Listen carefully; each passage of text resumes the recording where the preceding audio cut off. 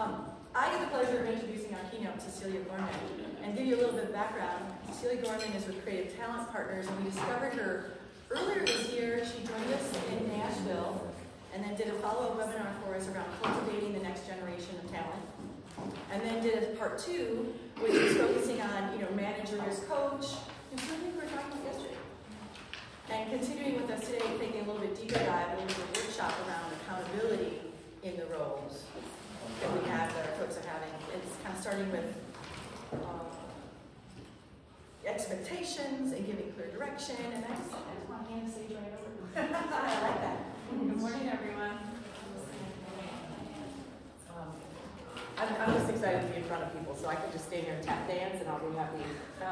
So I want to just preface the content that you're hearing today, because you're going to be listening to it from 2 different angles, so I just want to make sure we outline that before you start getting all this information at you. Through one ear, you're listening for you, just the role that you have, the employee that you are, and what accountability and taking ownership means for you in your life, first of all, professionally, but also personally. There's a lot of things that we need to take ownership over in our lives. Health, finances, relationships, all that stuff. Excuse me. So you're going to be listening through one ear for that, what you can take away from this and apply in your life.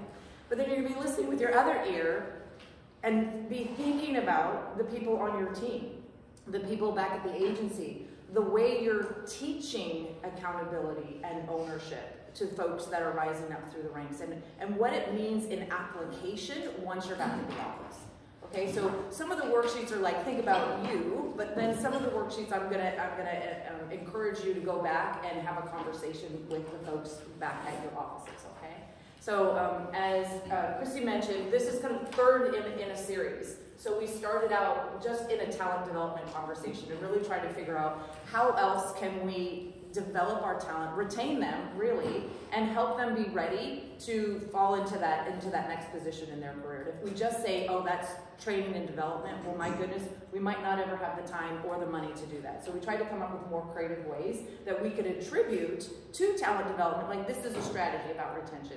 And then we went into manager as coach and really just figure out what role do managers have. My expertise and my passion is in manager development, and I feel like exponentially that's the most powerful group that we can focus on, because it's not just them, but it's every employee that rolls into them.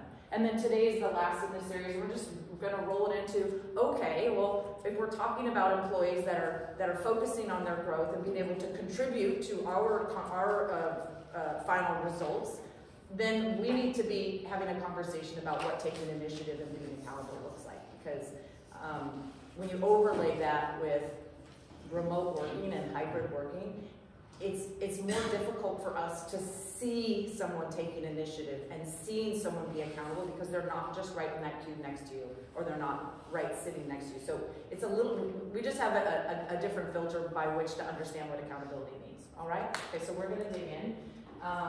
I do want to direct you to the worksheets on your page. A lot of it I'm having you fill in stuff, just like when you were in high school, you had to fill in the worksheet, but really that's a retention strategy. You're going to see the words, you're going to write the words, and what we want to do is we want to make sure some of this stuff sticks.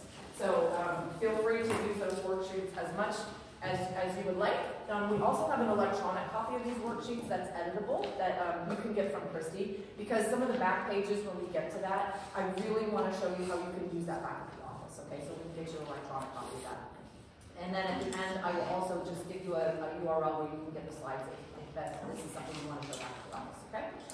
All right, so let's dig in. Here's what we're going to cover today. There's 3 things, 3 teaching points, and I did put a place on the worksheet for you to fill out if you like. So we're just going to talk about 3 facets of ownership. Like if there were ingredients in a crock pot that got us to ownership, what might those be? And then we're going to break down and talk about the 3 of them just a bit. And then we're just going to, for a moment, stand in the space of what are the words responsible? You're responsible for this.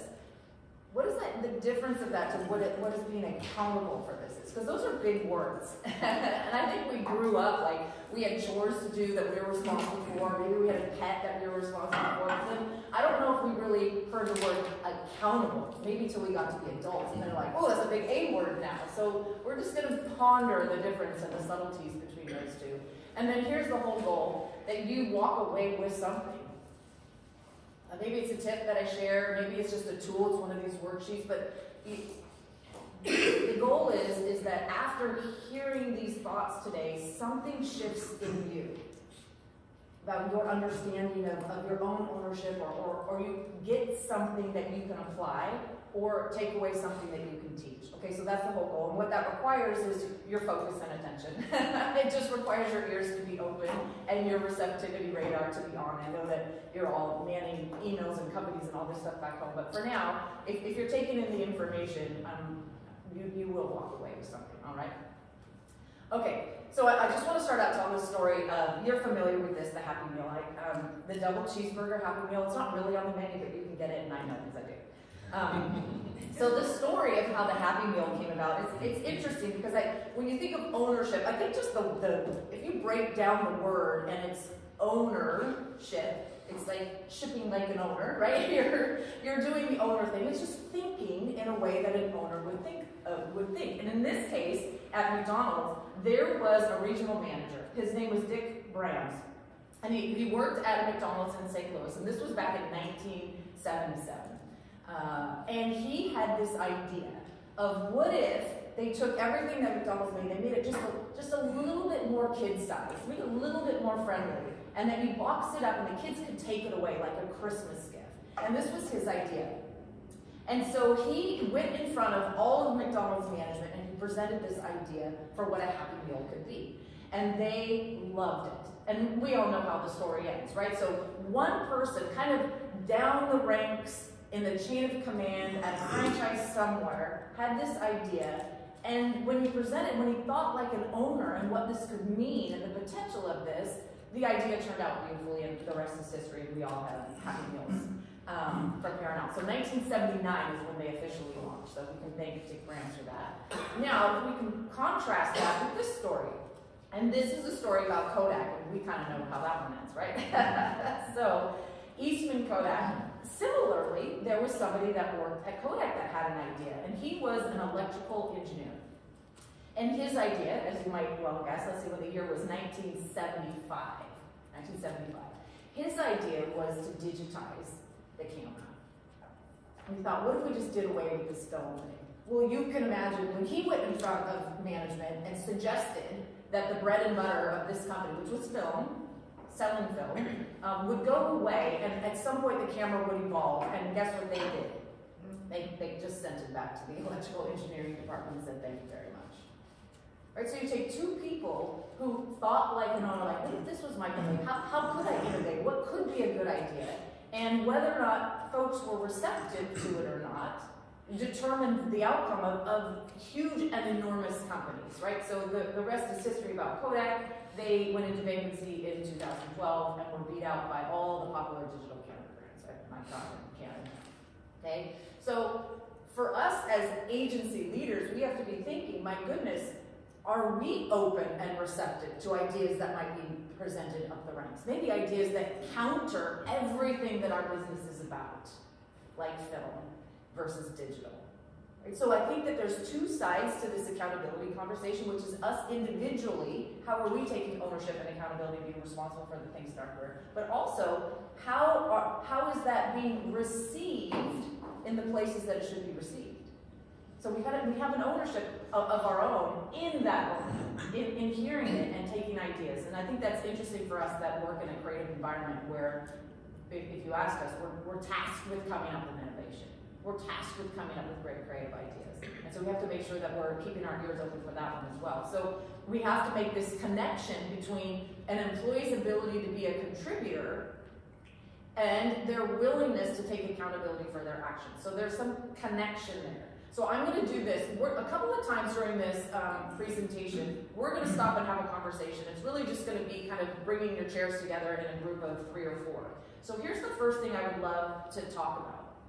And it's this, is how does your agency promote the contribution of business ideas? So if you think of people down in the ranks coming up with ideas, how does your agency currently promote that? Like actively encourage it, talk about it, and if you don't feel like you're doing a good job of that, what would it take for your agency to be better at this? Is there a forum for a crazy idea and contribution? Is there a place where you say, okay, wildest idea ever? But can we have a conversation around, are we actually in the position where we're receptive to hear this idea? Okay. You guys ready to have a conversation about this? So you're just going to turn your chairs maybe in a group of 3 of who you're sitting next to. And we're going to spend maybe about 4 minutes or so talking about this.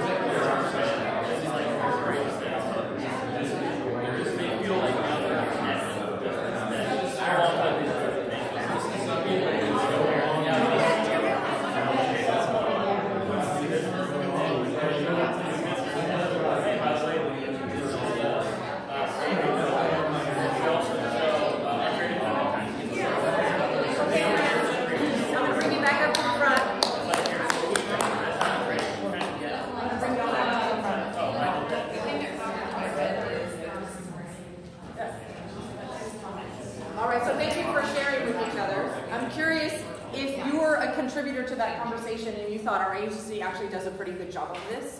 Could we hear what you shared? So we have an innovative award that we give out, and I was just give a quick summary of it. So we had a mission statement, and we added that as our fourth line, but we didn't really embrace it. And so finally, our media director was like, "If we're going to talk about it, we should do it." And so we had a monthly innovative award where you presented something to the client. It was a great idea, even if they didn't buy into it. And we had that for about a year, and we had cash value with it. And then it became too stressful because everybody's like, "Oh my gosh, we've got to come up with something innovative as well." So we moved it to quarterly last year, and it's been a really big success. And then at the end of the year, or January, we look back on the previous year and go, "Who was the major innovator from last year?" We give them an even bigger award. Awesome. And I was saying the only thing that we've done that's not the final step is to do training on that innovative idea. So we have a quick summary of the staff meeting, and it's like, "This is the coolest idea ever. The client loves us."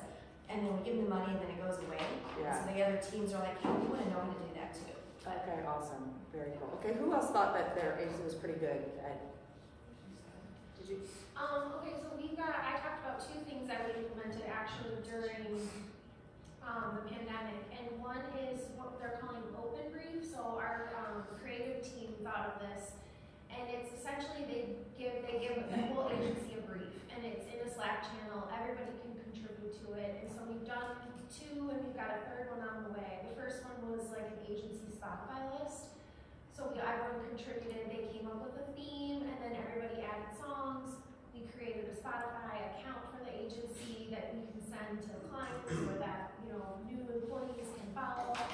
Kind of gives you a sense of our people, our culture. Yeah. And then the next one was we submitted. I don't think this one's completely finished, but an emoji. So we came up with an emoji to submit for the next round of emojis that come. And I think the one that's coming is like, write your favorite COVID conspiracy theory. So the idea was, or our creative director was like, I want everyone to feel like they're a part of the creative team and that they can come up with ideas and that they can participate. They're more just fun internal things, but some of them can be translated to clients. Like I said, the Spotify is a fun way to show maybe a new client who you are, what type of agency you are. And then the other really cool thing that our digital media analytics and traditional media teams are doing is they're calling them business reviews. And it's on there one day a week in the office, and they block off like 2 hours, and each client team within their group presents what's going on in that client, maybe successes, challenges, and then everybody has a chance to weigh in and say, "Oh, if you did X, Y, and Z, I wonder what that might look like." And it's become very, competitive, and they're really, like Laura was asking, is that very time consuming for them to put together their presentation every week? And it is, but I think it's one of those things they're doing after hours because they want, like I said, it got competitive. They want to have the best presentation, plus it's creating, that team actually comes to the office even though they don't have to right now, because they are like, well, I want to be in person for business reviews. Yeah. You know what I'm hearing? Thank you for sharing all those great ideas. What I hear out of that is this idea, let's just call it innovation, this idea of innovation, so creative ideas. It's like a push me, pull me dog. So some of it is we can be an employee and we can push out our ideas to people, which requires psychological safety, requires receptivity, and we can also try and pull it out of our employees. So some of those mechanisms are pull mechanisms. So maybe that's just something to think about, which is, what are we doing in efforts to help people feel safe to push their ideas out, to push at some point their accountability out, their initiative out. So we'll tie it back into our topic. But what are we doing with these creative ideas to pull it out of people? So a contest of most innovative, this idea of an open brief, those are things we can pull with. We have an award at the end of every year called Bomb.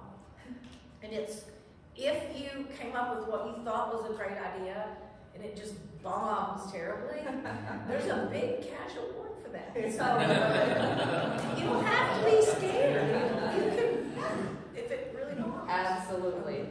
So that's a great idea that deals with the safety that you have to risk things. So that's a whole other presentation idea, right? Is that the ability to take a risk and to know that there's some safety there. You're going to have more courage, maybe even more curiosity, more innovation when you're in an environment that lets you do that. So maybe you have failure Fridays, and on your Friday meetings, everyone has to say something that went wrong, or mistake Mondays, or the bomb award that allows people to talk about the things that went wrong.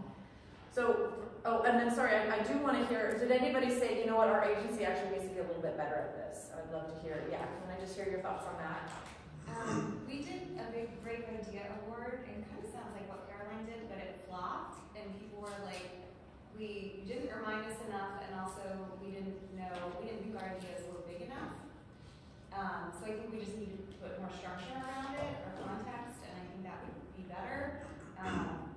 But I think our leadership tries to talk and speak to our mission a lot with the big brave ideas, but I just don't think we've fully outside of teams connected that across the agency. Yeah. So A for effort, maybe word C in execution. We just got to raise that part up. Okay, good. All right. Anybody else who thought that maybe there was some space for growth in this area? No? Okay. All right. So just be thinking about how this applies to you and your company, because again, when it feels safe to contribute your ideas, so if we go back to McDonald's and Kodak, both of those gentlemen felt safe to present their ideas. Like, shame on the world if that guy with the Happy Meal never felt safe to share it, right? If an employee feels safe, then maybe they might be more inspired to take ownership over what they're thinking and what they're doing and how they're working, right? So there's possibly some connection there. We have to be thinking about it. And I guess simply when we say thinking like an owner, when you are an owner, everything matters. I mean, everything is important. I'm an owner of one. Everything comes down to me. And it's interesting you think about everyone who started a company was probably a party one to start with. It was their idea. And then the more people you get, there's some dilution in that accountability, in that ownership, because more people step into the picture. So it's easy for us to picture it if there's a solopreneur, but then when it becomes a company of 4 or 5 or 15, then 50, then 500, and 1,000, then we start to get questionable on who's responsible for what. When one person owns the business, they are the business, and we can get clear lines. And yet, at what point does it get diluted?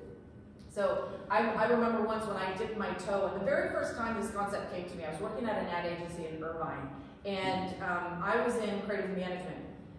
And once a month, I went into the CFO. He and I had a meeting, and we reviewed the department budget. I handled the budget for the creative team, so salaries and expenses and bonuses and everything that lined up to our team. He and I would sit down once a month. And one time we were chatting in his office, and for some reason he sighed and was lamenting the electricity bill for our building. And it was a pretty big, concrete stand-up building. I think we had maybe about 400 employees at the time.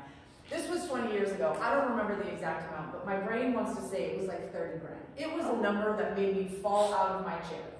And I was, maybe in my early 30s, if that at the time. And I remember thinking, oh my God, we have to tell everyone. We have to tell everyone in the company that our electricity bill is $30,000. I couldn't even wrap my head around that being one of our bills at the agency. I literally dwelled on this for months okay, maybe we can all start bringing our own coffee cups. What if we had plates that we washed instead of plates that we threw away? I went on this huge thing of if this was a bill each one of us had to pay, we'd be having heart palpitations. And so what is the difference between being the person who's accountable to pay that thing and all the rest of the folks that have an impact on what that number was? And from there, I started to notice a few things, and maybe you do this too, is if you're walking, and again, put us back when we were at our offices, but you're walking by the reception desk and there's somebody waiting to be helped. Do you walk by or do you say, have you been helped yet? If there's some trash in the restroom and somebody missed it in the trash can and it's on the floor, do we stop and pick it up? If you were the owner, I would imagine you would ask the person if they needed help and you would pick up that piece of trash. But at some point when we become workers, our mind shifts a little bit on that. And I think that's where employees are now, is it's not clear what exactly are they responsible for, or what are we holding them accountable for.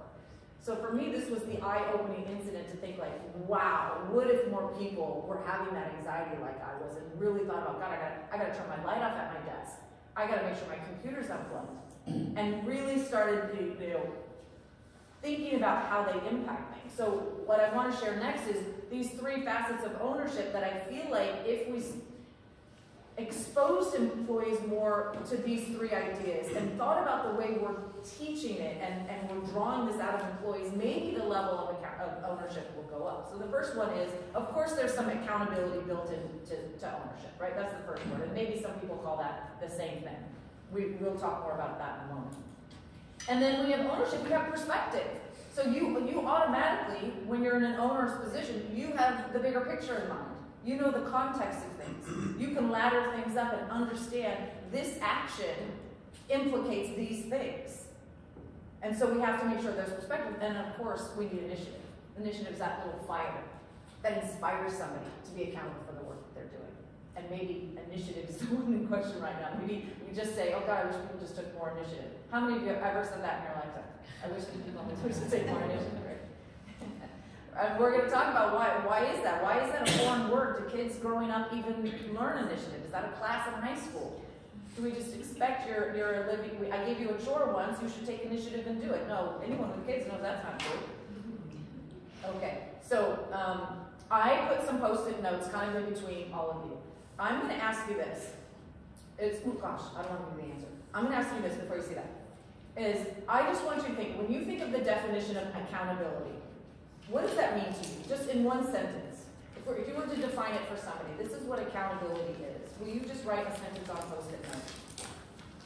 The definition of accountability.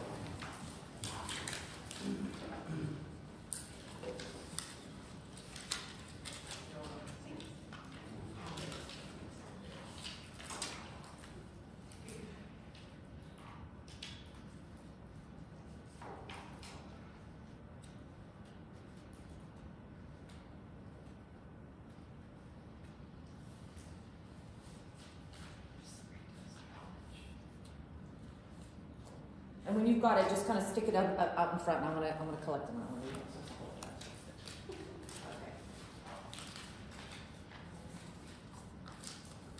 Okay, all right. Okay. So we've got being responsible for your actions, and then being responsible to complete the task. Responsible for the results, whether they're good or bad.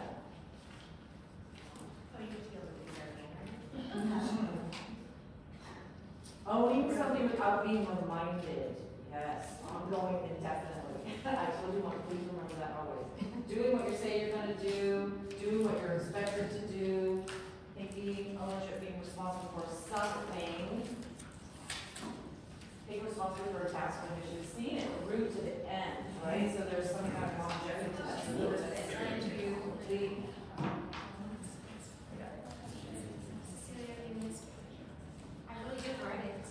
You don't have to do that. Yeah. So it's the trust that we put into to do your job. I own the consequences when you accidentally own something, accountability for ideas. Okay, we're all in the same ballpark here. Doing what you're required without being reminded. Can I just not have to remind you anymore?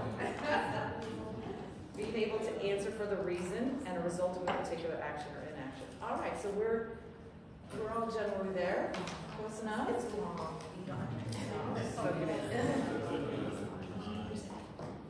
Yeah.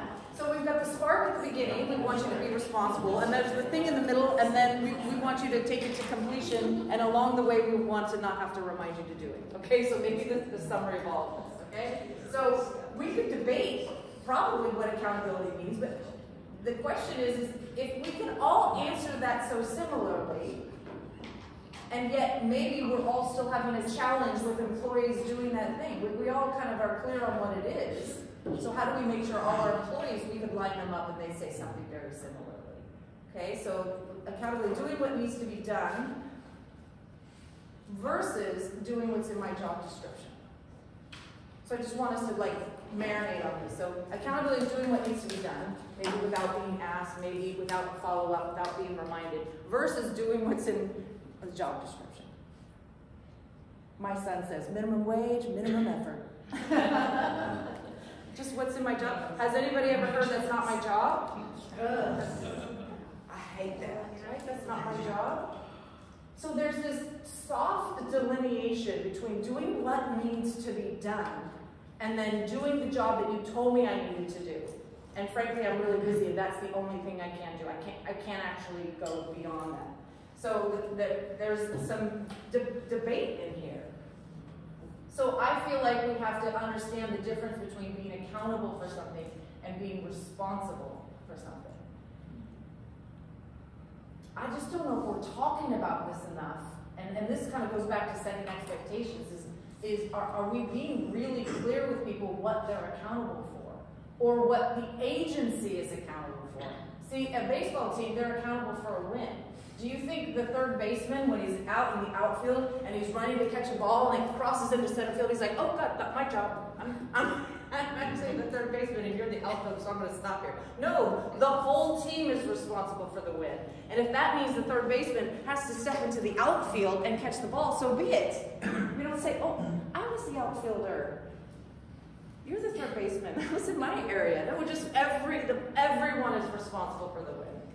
So maybe that's the shift in the mindset. We have to say everyone's responsible for the win. So let's do this.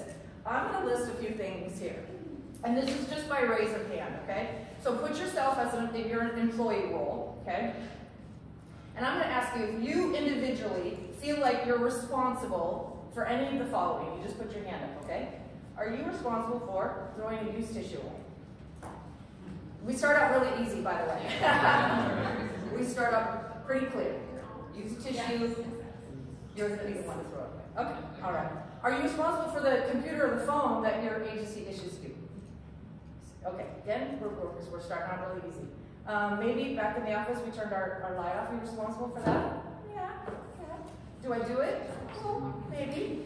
But I know probably it's my responsibility. Showing up on time. Yeah, okay, all right. We know that because we're adults. And we know that when you get hired in a job, you got to show up. And it would be nice if you were there on time.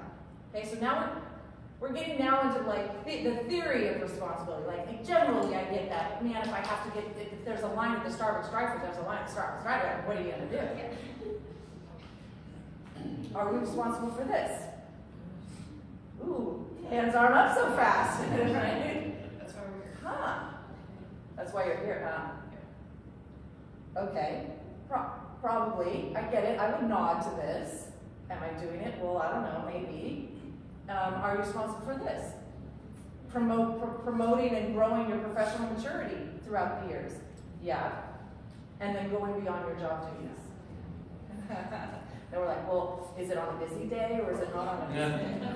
Okay, so we go from it being super easy, I can shoot my hand up in a heartbeat, to, I agree in theory, and then, yeah, probably. Okay, so we can see that now when we throw this word out there, now this is where our eggs start to scramble.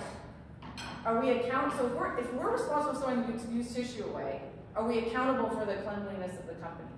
Well, yeah, I guess. Right? So now you're like, well, we have a cleaning company, so they're accountable. So now it's like, well, I'm not sure. Let's do another one. If you're responsible for your computer and your phone, are you accountable for IT's annual budget? We're like, no, the person in IT is not me. I can probably point to the person. Maybe as a CFO, some of you might be. We have to turn our light off, but are we accountable for the $30,000 electricity bill? No, but somebody might be. So it's interesting when we think of these things. Well, is my productivity and my presence impacting the profitability? Is me staying up on industry trends helping us when we're in a new business pitch and gaining new business? Is me becoming more professionally mature, understanding my self-awareness, becoming maybe a better leader so that people don't resign because I'm the worst manager ever? And then going beyond, who's accountable for the success of the company? Right? Maybe we all should be raising our hand on that one. But it's tough. Can you see how diluted, and the lines get weird when we start talking about accountability? So maybe when we're talking about we need people who are more accountable, it's because it's muddy waters over there. And it's easier to say, I'm responsible for writing the client contact report when the meeting says. It's easier to say what you're responsible for than it is what you're accountable for. So perhaps a lot of this could be cleared up by us just using the terms and explaining what that means, and unmuddying some of those waters, or saying, hey, the person who's accountable for this is, we're all responsible for this. It's not as easy to say what I'm accountable for. All right, so how do we grow in that? Well, maybe we start with asking this question. What am I willing to be responsible for? So again, now let's listen through the side of the ear, which is you as an employee. This is a personal question. You have to be able to answer this question for yourself. And then what an interesting question this would be to ask someone on your team. What are you willing to be responsible for? So let's say you're out taking a walk in your neighborhood and you see a piece of trash. Are you willing to be responsible to pick it up? Some days I am. If it's near my house, I pick it up. If it's across the park or something, I look at it and I go, who put that? I'm not willing to be responsible for all the trash in Ladera Ranch. So there's this personal thing that defines what we're willing to be responsible for. If you're out at a fast food place and you're having a meal with your family and you see two teenage boys starting to get into a fight, are you willing to be responsible to break it up? Well, maybe if you knew one of the neighbor kids, you might. But if they were stranger kids, you might not. Or if you were in an area that you weren't familiar with and felt a little unsafe, you might not. So at work, are you willing to be responsible for anything outside your job description? And then, if so, where do you draw the line? Because raise your hand if you're crazy busy all the time. So, right? So we're running in this battle of what I might be willing to be responsible for, what I actually have time to be responsible for. So again, we can understand that from our perspective, but then we have to be thinking about how are employees interpreting this? And are we calling that lack of initiative when it might be they're just too busy to be willing to be responsible for anything above the basics? I don't know. There's something here for us to explore.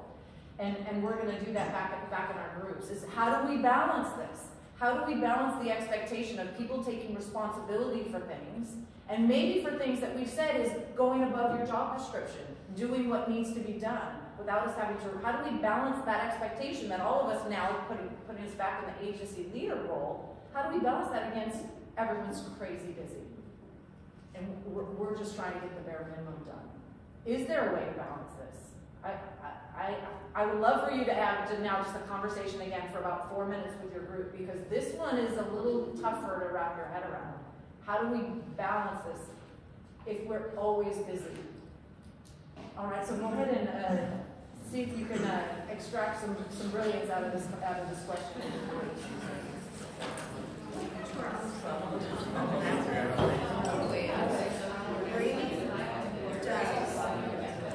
There are some people who take it on more, take it on more, take it on.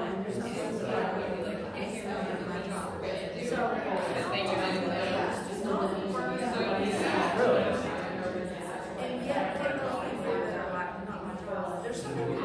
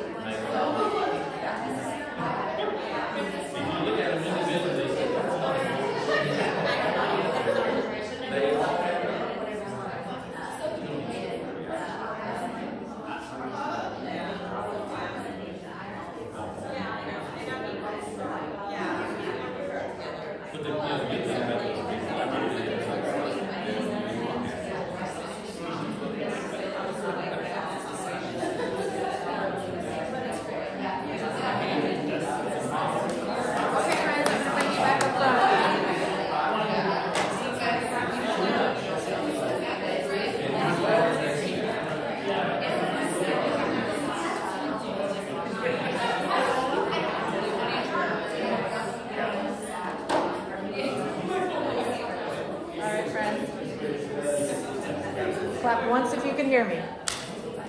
Clap once if you can hear me. I stole that from my best friend. She's a kindergarten teacher. Okay, so I want to hear a little bit about these conversations, because when I look at this, I'm like, yeah, well, we're always busy. It's just what is. It's just what is you're expected to be responsible. But can we hear a little bit about what your group chatted about? Who would like to give us some insight? I don't think we're great at this, but I think we all three of us at our agency struggle with this, but I think where we landed at the very end is when these situations occur where someone has done something wrong or isn't being held accountable, being willing to get in that conversation with them and set the expectation and say, hey, this didn't go perfectly and here's how it should go next time, so that you don't get in that cycle of, oh, no one ever told them the expectations. Yeah. Courageous conversations and being willing to learn from what went wrong. That is an important part of this conversation.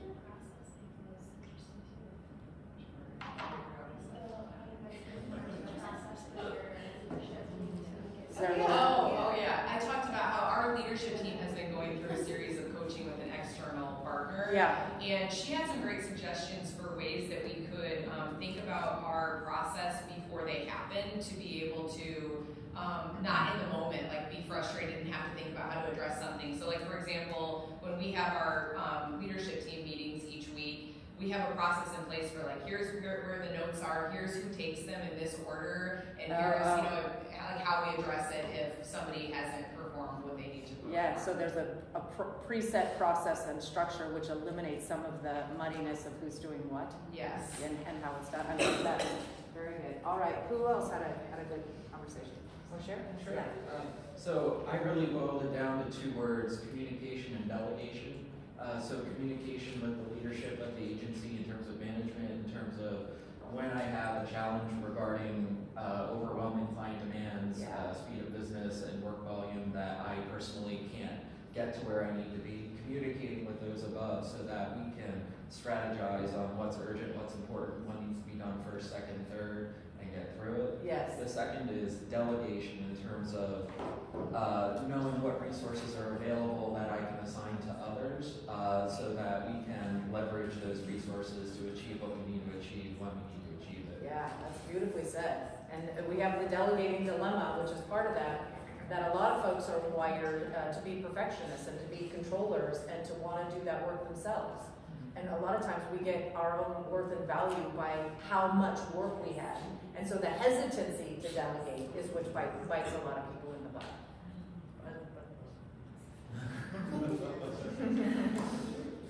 Any other good thoughts that were shared in your group? Yes, sir. I think this is going to sound funny, but I think setting an expectation of responsibility, sometimes when you get down to the mundane, I brought up this idea, we've got sinks in our kitchens in the agency, and the fact that we have to have a sign that says, put your dishes in the dishwasher. I walk by the sign, and it's setting an expectation that drives me nuts. We have to, that mundane is something, that minutia, you actually have to put out there, and then there's dirty dishes in the sink. Yeah. It's the least, you have to, what's the word I'm trying to think of? You have to settle to the least common denominator of intelligence in the workplace sometimes, which is frustrating for those of us that consider we're of that higher level. Where it's I should have to tell you this? You shouldn't have to. Yeah, exactly. All right, anything else that was shared?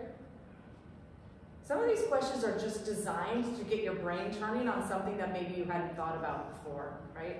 And then when we get into how are employees balancing the expectation of their responsibility versus the speed of business? And are we are we showing them good communication skills? Are we ensuring that they know how to delegate? Are we setting expectations with them or teaching them how to set expectations? So everything kind of cascades down. But these are good questions, I think, to make note of and to bring back to your office and say, wait, how are we doing this? And is there a way we could be doing this better? So I love the ideas that you shared so far. So growing accountability, remember there's 3 areas: accountability, perspective, and initiative. So the final tip here is maybe we can also ask, what would the owner do? So now we're trying to shift just the way we think in our own shoes, in our position, and for a moment just consider what would the owner do. Now friends, there's something important here I want you to make sure. We're not saying you're going to be the owner and you have to do the thing the owner would do. You have to just think and consider what would the owner do. Because what we're trying to do is just to maybe get us out of our own lane and our own habits of how we're acting, to get some more perspective on, what would someone else like this think? A couple of us in this room, or at least 2 agencies I know, are ESOPs, so they are owners. Yeah. So we need to merchandise that more, I think. Yeah, to communicate. What does that mean? Yeah. You know, how are we structured differently? That would be a great conversation to facilitate. So just for a moment, we ladder ourselves up. What would the owner do? Or maybe even it's not even all the way to the owner. Just what would my department head do? Or what would this VP do? So we're trying to just think through and branch out of our own lane and our own, because maybe we're just stuck in that job description lane. And again, I encourage this question to be asked of our employees, because we have to start extracting some critical thinking skills from our employees to say, okay, just for a minute, so what are you going to do to handle this? Okay, let's just stop for a second. What would the owner do with this thing?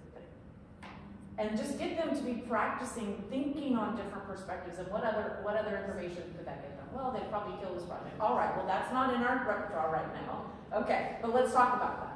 What might we think would go on? So we want to get people making sure that they're utilizing and using those thinking skills, and a question like this might prompt that. All right, growing in accountability. So the next area is perspective. Perspective is this: do I just see what's in front of me? Right? Do I just see what's in front of me, or do I understand the whole picture? Do I understand the whole picture? So I have to have a little bit of perspective. Now you think about it, just for the folks in your ranks, they're not privy to the whole perspective oftentimes. They don't get all of that information. They're not inside every decision of what is made. Maybe by the time it gets to them, it's just a task that needs to be done. And they're missing this link between understanding the thing they're being asked to do and why they're being asked to do it. So an ownership mindset knows that there's an iceberg. And the iceberg is, you can see the thing I'm asking you to do, but maybe you don't see everything else that's underneath the water. And frankly, I don't have the time, or you're not at the pay grade, or it's confidential. Sometimes I just can't even broach with you why I just need you to do this thing. So an ownership mindset starts understanding there might be more to this than I see. There might be more to this than I see. So the questions that we can start asking, there's a book called Good Leaders Ask Great Questions. It's written by John Maxwell. And it's interesting in that book is that sometimes we can really extract some strong employee growth and employee thinking by asking better questions of them. And so that we can get in the practice of saying, hey, what are we not seeing here? So that's a good question for your day. Hey, what are we not seeing here? So hint, what's under the water of the iceberg? What are we not thinking of to get people in that mode? How does this affect other people or other teams? If we do this, what's the wake of it behind us? So a simple shift on our team might be that we start asking better questions of them to get them into this mode. So ownership is going from me and the thing I need to do to we, and how does that impact everyone? There's more to this decision or action just you. And a good example of this is if you're familiar with Apollo 13. There's a connectedness between the individual, who's the employee, and the greater purpose, which is the company. There's a connection there. And you can't actually extract one thing from another. So this sentence is actually a beautiful personification of that. This sentence, or illustration, I guess I should say, is when these words were said, Houston, we have a problem. It wasn't we, the couple of folks that were on the moon. It was we, every single person who was involved. Every single person in that control room, in addition to the folks that were on the moon. Because it was every single person's responsibility to try and solve that problem. They weren't just writing back and, hey, can you ask that one guy who worked on that one thing to solve this problem? It was like, oh no. The gravity of the situation required that every single person worked to solve the problem that was at hand. So having perspective is really about understanding how the whole impacts everything. I always go back to that, I think it's John Donne, no man is an island unto its own, right? We're not just one thing, we're part of an ecosystem of success. Or go back to the baseball team. The whole team needs to have the win. The whole set of employees that were involved with this space project needed to be involved in that win to solve the problem. So we have to make sure people are getting the perspective, like they're widening their scope to understand what that means. So how do we help people get more perspective? We have to make sure we're teaching our employees how to open their aperture. And when we open our aperture, we get to see more things. The aperture on a camera helps us let in more light because it's expanding its range. So what are the ways that we're helping employees learn how to do this? Going beyond maybe their first thought. You know, there's biases to the first thing that we think of. There's also biases to the first thing that's agreed upon by others. Once someone suggests an idea and someone seconds it, the chances that we go with that idea are extremely high. So are we encouraging people to stop and think of what else is possible here? What other information do you need to know? Opening our aperture. Are we asking them to think a little deeper? Is the speed of work just having us come up with our first idea and then that's the idea? Do we allow the space for people to think deeper? So we open our aperture, and then the second thing is what else does this affect? So again, one of those questions we want to get in the habit of asking our employees when they're doing who or what else does this affect? Is by our team doing this, what does it mean for the other teams? Right, so you guys probably have experience with this, but one agency I worked at, they changed from us turning in an expense report to now you have to turn in 3 physical copies of an expense report. And so when you make a change like that, who or what else does this affect is a good question. Well, every single person times 300 people times, let's say, 3 or 4 expense reports per person per month, how many pieces of paper, how many processes, how many file folders this has to go in, right? Right? So small decisions could end up having a pretty big impact. And I think maybe employees, when they're moving fast, they're in their lane of one. And so can we get better about coaching them to be thinking about, hey, can we ladder this up? What are we not thinking of? What else might be the impact of this? What if? What if we did this? Okay, so let's just share and ask this question right here. And we'll just share this out loud. But how is your agency doing this? Helping employees see and understand the bigger picture. Are there agency meetings where you give some context to things? Is there a way that you brief that tells people, maybe puts things into a broader understanding for them? But is there a way that you're helping some folks in the rank understand some of the context around maybe decisions that are made or projects that are going on?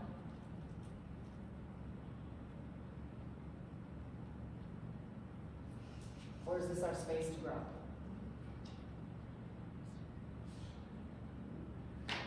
Tony and Chelsea just went through a presentation for our agency on how we make money to remind them, like here's how we make money, and when you focus on these internal things that aren't client-focused stuff, it affects our ability to make money. So I think that's a thing we've tried to do. Yes, I love that. It's a great example. This isn't my agency, but I think I've heard from your agency, like you guys have your 4 pillars or your and like basically everything, every decision you make goes back to those. That was planted a couple of years Oh, ago. thanks. I was like,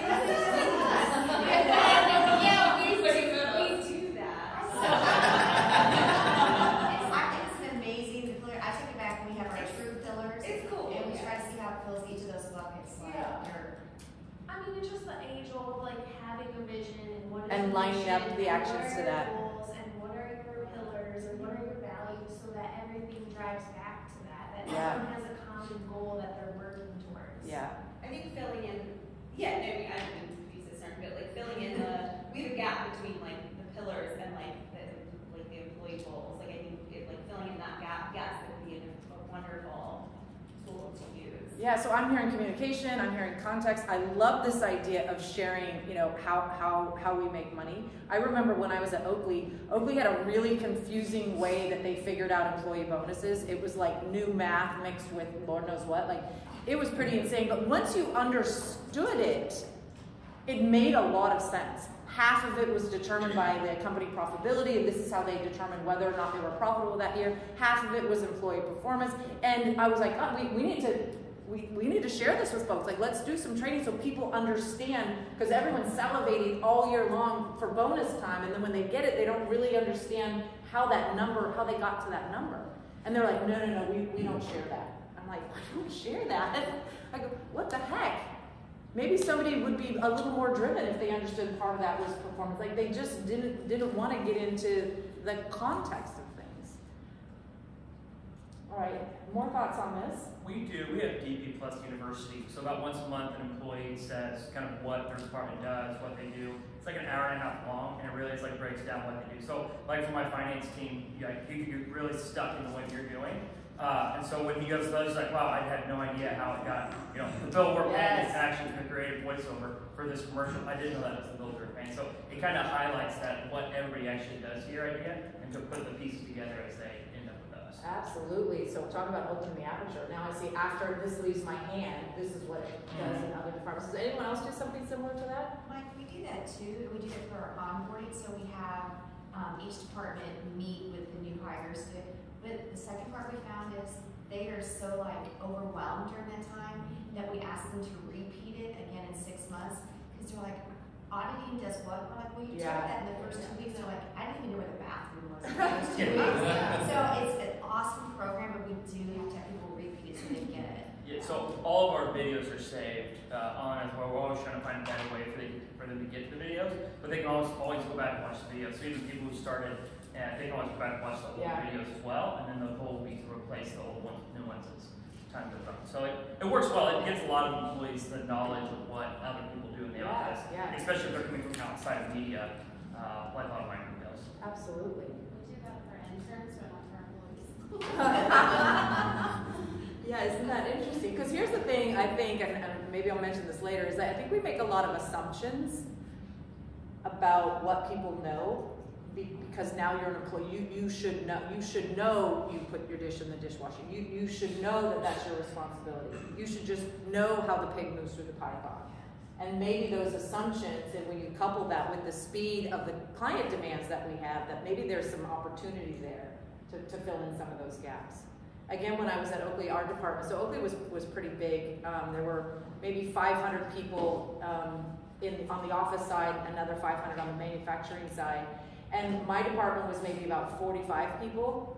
And there were other departments at Oakley. This was the first time I had worked client side. I had no idea what they did. I'd never worked in a manufacturing environment before. And so we would have brown bag lunch and learns. So people would just bring their own lunch, and we called it, "You do what?" So the meeting title said, "You do what?" And we would just find someone like, "Oh my gosh, you work in Q&A on the line. Can you come talk to us?" So we would invite someone. We had no idea what they did. And we would have them talk to our team for 20 minutes. Tell us where you went to school, how you got the job you did, what you do every day, and what are the top things our department should know about your department or what your job is. So we did that maybe once a month or once every couple of months, and we probably heard from, I don't know, a dozen people, just to get that perspective, like, I have no idea what you do. And some of the people on our team had worked at Oakley for quite some time. They're like, I never knew what that department did. No idea what they did all day long. So how can we create tools maybe that are easy, not time intensive, that help people understand where that perspective is coming from? So maybe understanding more what other departments do, but understanding what else happened. Because we do this one thing, what's the weight around that for everyone else? And if I start to learn a little bit more about that and how that ties into me taking ownership, then I'm armed with more information around the subject. So we're working to increase perspective, and then this final word, which is our favorite word, is initiative. Am I taking intentional action? And really that word intention, I love it. When I mean intentional, it just means I've thought about it. Am I taking intentional action versus am I just doing what's asked of me? I'm just doing what you told me to do. Or no one told me to do that. So there's an intentionality with initiative. Maybe you're wired that way, but maybe you think about it. You're bird dogging it, what needs to be done. So there's some pre-thought in initiative. We pre-think things and then we anticipate what might happen because of our actions. And couldn't we all use a little more initiative with the people that we work with? So it's our ability to assess things, to act on things independently. So am I doing the obvious, what's been asked of me, and so I respond? Or am I being intentional? And maybe have a little more fire in the belly, a little more spark. So let me ask this, how did you learn initiative growing up? Did your mom say, tonight at dinner we're going to talk about initiative? Or maybe your dad said, I wish you would just take more initiative. Maybe dad threw out that word. Maybe your mom did it and they were upset with you. But how did you learn what initiative? I watched other people who had initiative. And then you said, there's something about them that I like. About what age do you think you tuned into that? I was pretty slow. It was probably later. Yeah, well, no, I think it's probably later for all of us, because maybe late high school or college when we really start looking outside of ourselves. When we're young, we're pretty...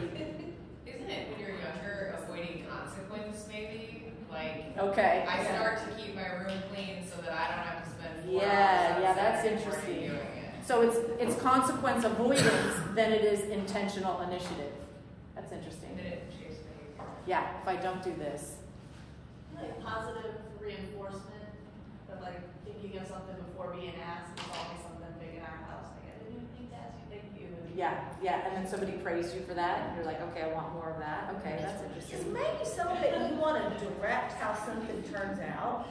So I'm going to be the captain of the tennis team because I want to make sure that we position ourselves to win and are strategic. Because if I'm just on the team, it might not turn out as well as if I'm bossing that. Okay, I like that. So wrapped up in initiative might be how I view myself or the control over the result that I want to have, and then the input, the drive. Okay.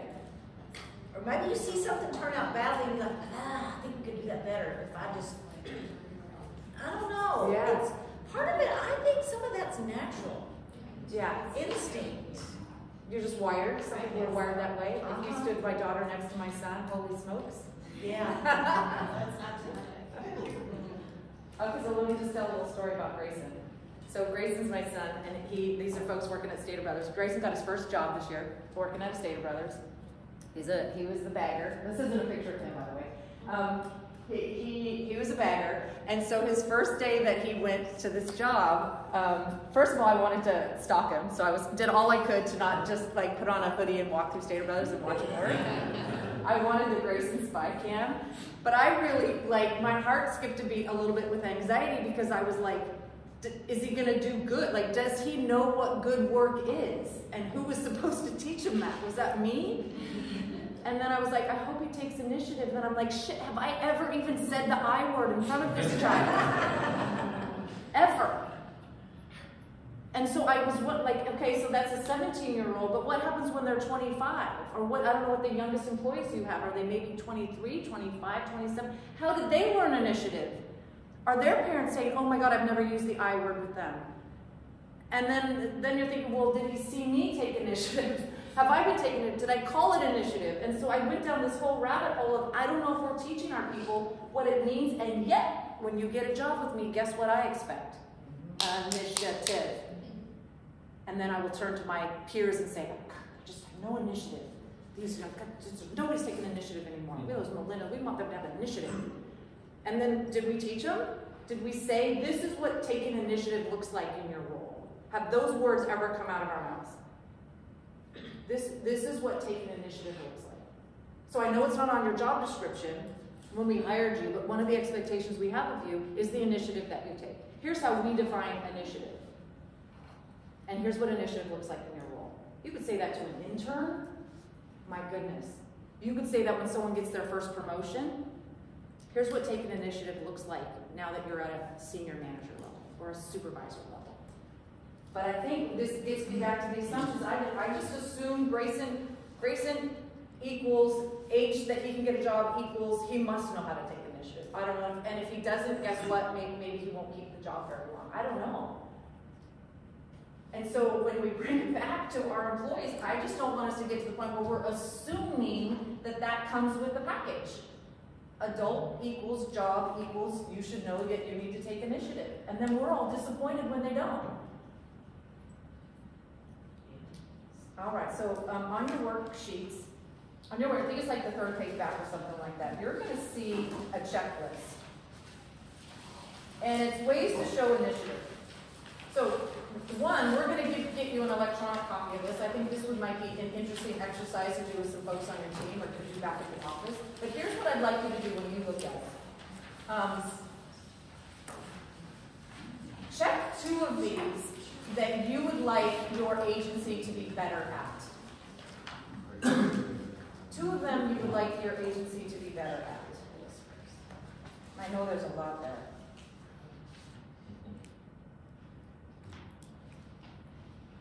Only 2.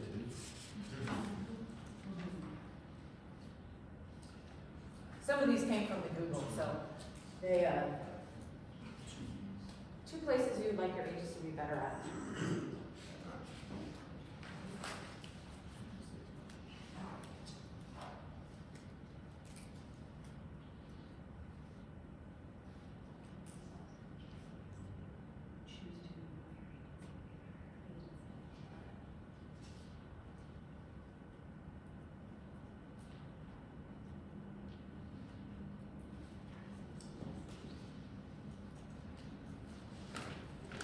And there might be more than 2. You can just check the ones all the way down the line with Google and just try to get us to 2.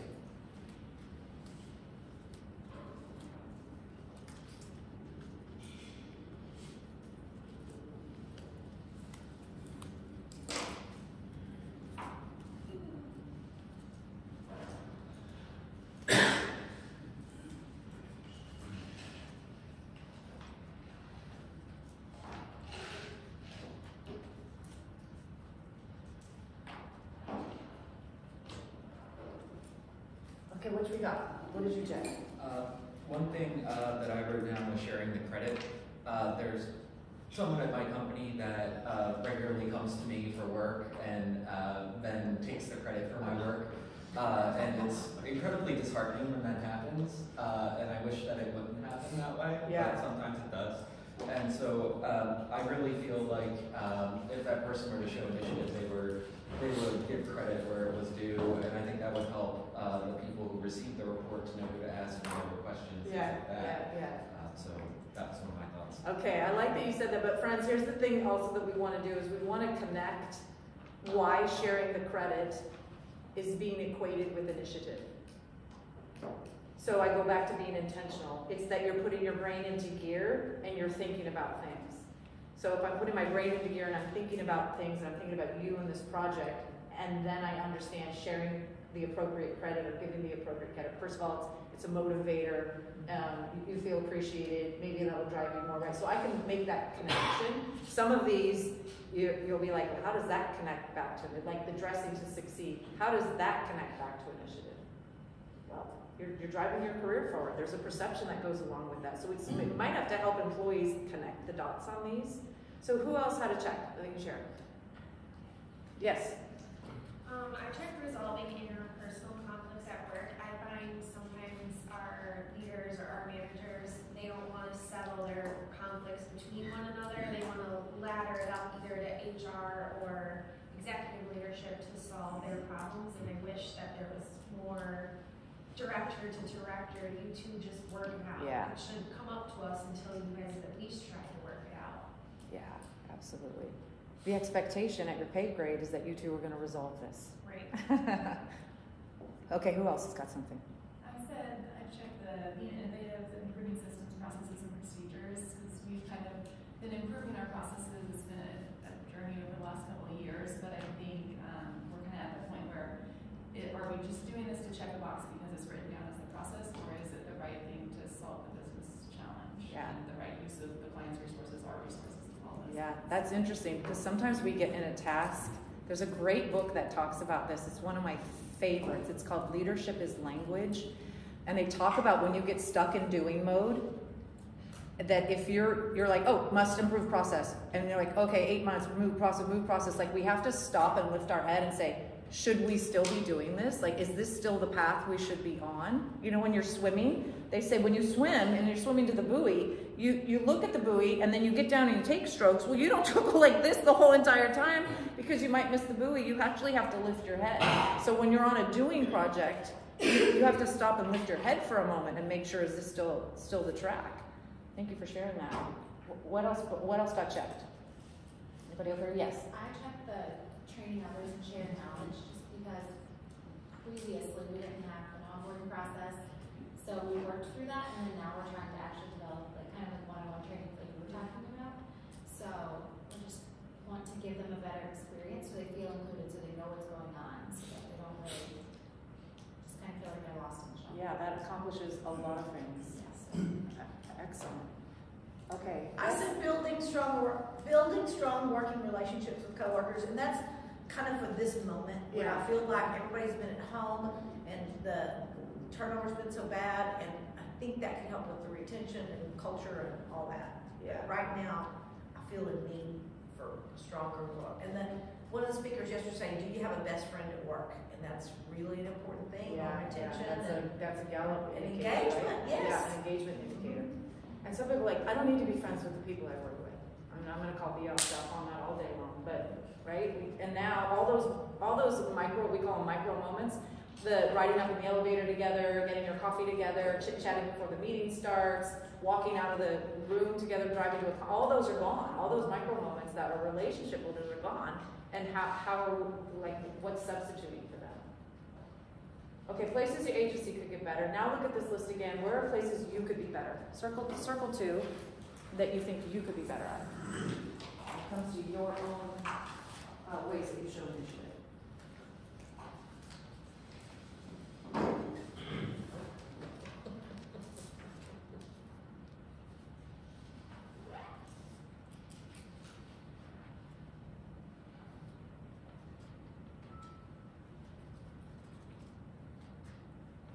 I wish I was still managing because I would love to use this sheet with somebody that reported to me, like somebody that was maybe on a more junior rank, and see what are the things you're already doing.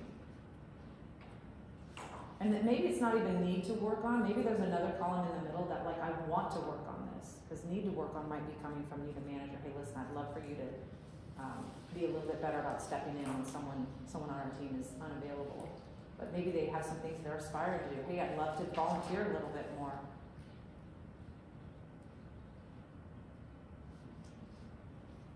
Okay, who circled one? Yes. I've been making good decisions and being decisive. I think just being more deliberate and firm about the things that I think will improve the agency. Yeah. I think I just kind of try to let myself hear so much from other leaders that I need to make more of a stand. Yeah, very good. I love that that's on your radar. Okay. Circle? Something you circle? Offering to mentor others. Ooh. Get soup and team and getting stuff done. And there's other people who we can bring along with us. Right. I love how you said that. Bring them along. Okay. Okay. Doing things and projects that others avoid because I'm in a non-billable role. So,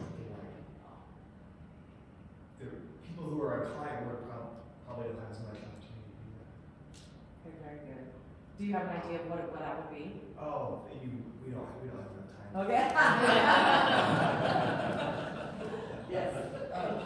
I wrote helping others to see their strengths and qualities. I have kind of a perfectionist streak in me, so I'm much more of someone who will go in and critique, and it's always constructive criticism, but in retrospect, looking back at how I work with others, I don't often praise others when a good job is done, but rather I focus on issues that we can improve on next time, and I think the praise is something I can work on improving. Okay, very good. And praise takes intentionality. It takes us just stopping for 1 second and thinking about things. Okay, so talk to me about this forum. Do you feel like this is a good conversation? Like, how do you see yourself using this forum? Let's just go with people that might directly report to any of you. Conversation starter, how do you see yourself using this? Yeah, definitely like one-on-ones. I've been trying to get my direct report to, in our status meetings, tell me her status and what she's done and what she needs from me instead of just waiting for me to tell her something to do. Yeah. So I think this is a good. Yeah, it's a conversation starter, and that's why I left some blanks on here, because this isn't by any means a comprehensive list. But maybe there's some things specifically you could include on a list like this that might be more catered towards the exact person that you're talking to. We have a supervisor forum that I think this would be really good to provide to them, for themselves and for their employees. Yeah. And I just think bringing up this conversation around initiative, like, hey friends, what does taking initiative look like for us? You could do it as a department. Hey, what does taking initiative look like for us in the media department? What does taking initiative look like in the HR department? Like, we can start to define what that looks for us being the team, and then just remind people, some of these are pretty subtle things. They're not all blatant, extraneous, like heavy use of time. But then I would love to have this conversation to say, hey, what does being on time look like for us now that we're mostly remote? And why is that something that gets connected to initiative?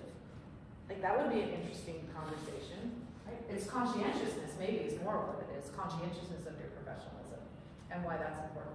I just want to make sure that some of these pillars, we're again, going back to that word assumption, we're not assuming that people know.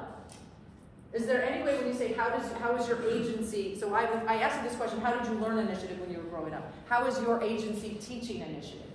Does anyone have an answer to that one? How are we teaching that we want you to have this kind of proactive, fire in the belly, know what needs to be done, bird dogging? Space for growth? Yeah. Maybe it's hard to think of on the spot. But I would write that question down. Maybe I did put it in your worksheet, I don't recall. How is our agency teaching initiative? And just sit on that one for a little bit. And then a question for a leadership team might be, what assumptions are we making around people's initiative and whether or not they're taking it? All of these are just designed to be thought starters and conversation starters for you back. So how is your agency teaching initiative? Because if you're like, I don't know, then maybe we need to sit on it for a little bit longer and see what comes up. Okay, so how do we inspire initiative around? Well, the first thing is we have to role model what it looks like.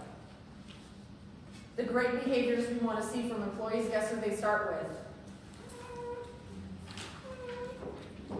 We have to role model it. So are we tasking the rest of your senior leaders with the things that we want them to role model? Hey, we want to make sure our employees are learning initiative, senior leaders. How are you role modeling that in your role? What does that look like for you? Well, I'm the first person on the Zoom call. I'm always ready to go 2 minutes before. Great. You're role modeling what initiative looks like. Or, hey, senior leaders, you know what? We want to be better at role modeling initiative. And you consistently come in late to our meetings, and it's a little bit frustrating. It's not really role modeling what we want folks to do. You're coming on 3-4 minutes late to our meetings constantly. Right? We are role modeling if we're late. Say that again? We are role modeling if we're late. Yeah. What we're saying is it's okay. I have been a guest speaker at an ad agency out in LA quite a few times, and they do all agency meetings on Zoom once a month, and it's a little bit painful because let's say it's a 9 o'clock Zoom call. The CEO is on, and all the employees, let's say there's, I don't know, 90 of people coming on. So at 9 o'clock, the CEO says, okay, so we're going to wait a few more minutes. And then he goes silent, and we painfully wait. You want to know how many minutes? 7. You know how long 7 minutes is on a Zoom call? It's 57 is what it feels like. And the whole time I'm like, oh, Jesus Christ. What we're role modeling here is just stroll in when you want to. Just stroll in, and we'll wait for you. So how are we showing it? And here's the thing: is you can't role model initiative if you haven't defined what it looks like at your agency. These are the things we want to see. And I love that, I think you were talking about like connecting things to your 4 pillars or connecting things to your values. You could say, oh, let's say our company, well, somebody give me, what's one of your company values? Someone about bravery or something? What was, you all have some mission statement, company values, anyone? One of ours is to be one with the anteater. It's about empathy. Say that again? To be one with the ant and the anteater. Like to empathize with the process and the people throughout the experience. Oh, that's just a little heart skip a beat. That's good. So, how do we connect that and say, hey, senior leaders, here's what us taking initiative on that value looks like? We have to think on that for a little bit. Oh, well, I'm taking initiative. Oh, I can be better at really asking my folks how they're doing and not accepting fine. I'm going to stop accepting fine because nobody's fine. Right? So I can take initiative on how I'm checking in on or how I'm role modeling empathy. And I'm going to be the one that leads into that. Were you going to say something? No. Okay. And we have just to share, we have a manifesto, and one of the things in the manifesto is don't be a dick. Yeah. And we're taking it out. It's not really helpful. Okay. Can you say don't be a meanie? Well, can you say don't be a meanie? Yeah. Or no meanies? Yeah. Our DEI committee's taking it. Yeah, okay, take another, yeah. I don't want to mix it up. I don't want to step into that block. We're offending the meanings of the world. Yeah. Okay, so in order for us to role model, and first of all, it's not just your senior leaders, everybody's a role model. So wouldn't that be a great conversation to have on an employee, all employee meeting to say, listen, just like you said, everyone's an owner. Everyone's a role model. Let's just think about what that looks like. Whether you're an intern, whether you're mid-level soup, whether you're an account director or VP, you are role modeling the people around you. And maybe if we all just stopped and thought about what the behaviors and actions and words that we're saying, how that shows up for everyone else, let's just remind ourselves that we're being role models. And here's what we'd like to see more of. If we could go back to our company values, and when we talk about each of them, our company value is, great ideas every day. What does it look like for you to really be pushing yourself to come up with great ideas? What does taking initiative look like? Like we can have pretty simple conversations to keep this top of mind, but if I don't see others taking initiative, then maybe I just realize it's not appreciated here, or it's not something that's important here, or I don't see the context to help me make a definite. Oh, that's what taking initiative is. Okay, so we've definitely got a role model, and then I like to say we've got to language it, which is let's use the word initiative in our sentences. So if we go back to me not being sure if Grayson learned initiative, wouldn't that have been great in 8th grade or early high school? Like, Grayson, I love how you took initiative and sent your teacher that email about your late paper. What if I said the word initiative in sentences with him?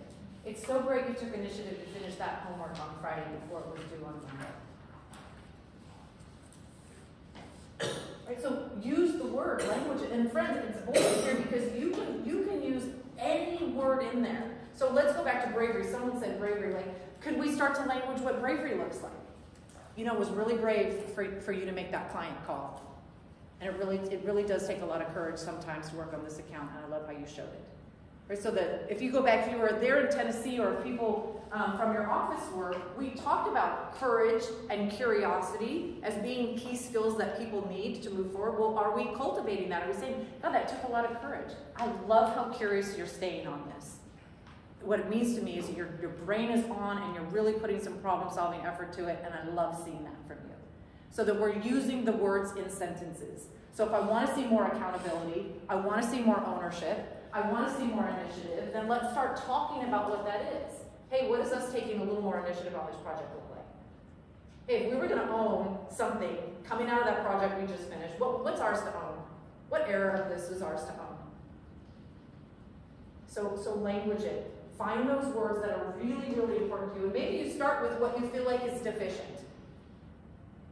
Maybe it's collaboration, maybe it's clarity. Are there some deficiencies in some of the behaviors that are happening? And then how can we incorporate that into our language? And this helps with setting expectations.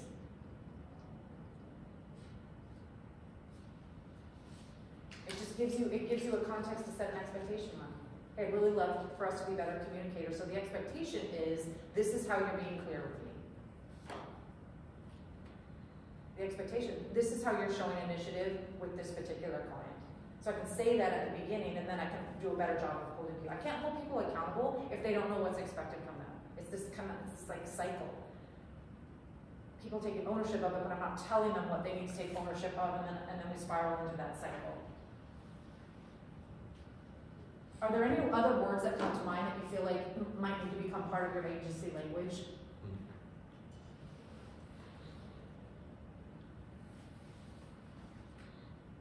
That you'd like to see more of when you just think about places where there's opportunity for employees to grow? I don't know what the word is, but the scenario that I don't know if you guys are struggling with, but I see it. So we are short on staff. We recruit heavily. We're super excited to bring somebody in. And then once they come in, we forget that they're a person and we need to connect with them overall. And we also have their supervisor in a whole different office.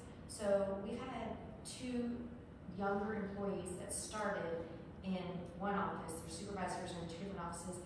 They come in on their required days in the office. They put their head down, they go to their cube, and they're doing their quote job, and no one's interacting with them, so they don't really feel a part of anything.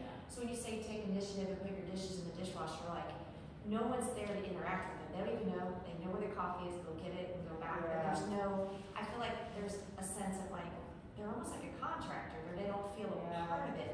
And I make every effort to go talk to them, so I take the initiative and go, I knew nothing except what was on your resume. I put myself out there, and I'm like, hey, how are you? Check in. And then I'll talk to the manager and go, so do you know how, let's say, Lacey's doing? They're like, oh yeah, she's doing great on projects, she's meeting the deadline, she's knocking it out. I'm like, do you also know that her boyfriend's a doctor, or he's in med school, and he's about to get his residency assignment, and that she's probably gonna leave us in a year? And do you know she has a dog that she hates leaving at home, and she just has been too nervous to ask if she can bring it to work? All these other things, because people aren't taking the time to have those personal conversations. They're all focused on getting the job done. And sure enough, once we told her to she'd bring her dog in, because we have a dog-friendly environment, which you know me is like so out of my comfort zone. I cannot stand those days. I get sweaty on those days. Everybody came to talk to her because of her dog. I'm like, she has been here 6 months, and you guys never even made eye contact. Now she has the most adorable dog when you guys go down there. So it's, for that first 6 months, I'm surprised she stayed. It was just so cold. Wow, that's a good learning lesson for everyone. I think it's Walmart. Isn't it Walmart who has this rule? It's called something like 8, maybe it's not 18 inches, maybe it's like the 3 feet rule, which is if any customer comes within 3 feet of you, you recognize, you acknowledge them. So how's your day going? Is there anything I can help you find? Like, no matter where you are, you're about to go to the bathroom on a break, someone's within 3 feet of you, there's good lessons out of that one. Well, and our auditors, who I love, they've been there this whole time. They're like, we didn't know what to talk about. I don't interact with that person. They're in search. I'm like, they're in your office space. Like, you walk past their cube to go to the restroom in the kitchen. And they're like, but Caroline, you just like to chat and meet people. I'm like, no, I just worry, like, what if that was me? Yeah. I could be like, well, and I think that's the way they said that is a negative. Like, oh, you just like to chat and meet people. No, you like to foster connection. I do like to chat and meet people. But it's about connection. It is. You just want to be social. You're trying to create meaningful No, connection. I honestly, like, I know nothing when I put myself, I'm like, okay, what did they put on their resume? And, you know, I try to find a connection. I'm like, everybody should be doing that so you feel part of it on those days. And it's not, that's something that it's kind of like initiative. I don't know, like, when I learned that, or if I learned that through a traumatic experience of being the new kid, because we moved a few times. But I don't think you can teach that. You can talk about it and suggest it, but it's a hard skill. Wow, that's huge. Because when you couple that with the great resignation that we're in, and you lose someone over that, like, that to me is a pretty serious and clear conversation with the agency about this is what it feels like to onboard with our agency. And let's talk about the efforts that we all make to make people feel included and part of something. And that can never happen again. Right? So what does onboarding look like? What do touch points look like? What I've been counseling managers on this last 18 months is more More what? More of everything. More appreciation, more communication, more clarity, more attempts at connection. Like, we have to swing the pendulum a little bit further than probably that we're used to, so we don't lose people in the riffraff like that fall through the cracks. Thank you for sharing that example. I think that's actually a perfect way to cover that. Okay, so you guys have probably seen this before. So what would the owner do? I mean, I don't know if everything that we've talked about can be encapsulated here. I always say when I'm cooking, what would Martha do? Like, you drop something on, what would Martha do? Martha Stewart would dust that thing off and flour it up and put it in the fryer. Fry those germs off. Any catastrophe. So what you're trying to do with a statement like this, what would the client do? It doesn't. You can put anything in that spot. What would the client do? What would our competitor do? What would somebody with $1 million budget do? When we tap into a sentence like this or a question like this, it takes us briefly out of our own autopilot and our own way of thinking, and it puts us in another person's body for a moment. What would Martha do right here? How does she think differently than the way I think? What would the owner do? How do they think differently? And then we don't stay in that body. We come back to our own, but hopefully we're coming back into our own with a little bit more information. So this is the skill I think we're trying to extract from our employees, is how do we help them like jigger out of that doing mode, that I'm being told to do this mode, and engage maybe some other perspectives to help them learn how to take a little bit more ownership or how to be a little bit more accountable. So are you solving problems as if you were the ultimate accountable party? Maybe not always. What would it look like if you were? Well, it might look like this, might look like this. Great. What can we borrow from that and apply it to where we are now? Okay, so there's another sheet in the worksheet that I want to point out to you. And I actually gave this out. If you were on the webinar of Manager's Coach or a Coach Approach, this was in that handout. But what I did is I kind of renamed this one. So I put Inspiring Accountability and Problem Solving. Because what we're trying to do, friends, is we're trying to get our employees to learn how to critically think and problem solve, and without just assuming they know how to do that. And so some of these questions is we're gonna ask a good question, and we're gonna put the problem and the thinking back in their court, so that they can learn to be accountable for these problems. So you could say, what's at the core of this problem? Versus they come to you with a problem, and what do you do because you're so busy? You just solve it for them. You just tell them the answer and turn them around and get them out of your office as fast as possible. Versus getting them to think through what the problem is. Like you were saying, these two folks that are going up the ranks. If you two solve this on your own, what does that look like? Okay? What's at the core of this problem? How did you arrive at this view? What will it take to solve this? How will you make this happen? Those are good for performance conversations. They're having problems with somebody. Okay, how are you going to make this happen? What shift are we going to see in you as a result of this conversation? So I'm going to hold you accountable by some of the questions that I'm asking of you, but I just don't know if we're asking these questions enough, because I think we're just always moving so fast, and our speed is to maybe solve on behalf of people, but that doesn't teach accountability. That doesn't teach ownership. That just teaches did you just do that with like a blink of your eye? I totally did that. Wow. So I'm going to encourage you to use this worksheet again as a conversation starter back in your office. Okay, so let's just close on a couple of parting thoughts. Okay, so if we want to encourage stepping more into ownership, well, this is the first thing we were just talking about, is if we have to get people to stop looking up. So they look up the ranks. Those are the folks that are going to solve the problem. I'm just going to go to my boss. I'm going to go to HR. I'm going to go to this person, and they're the problem solver. And when I think that other people are the problem solver, I stop being accountable for solving my own problems.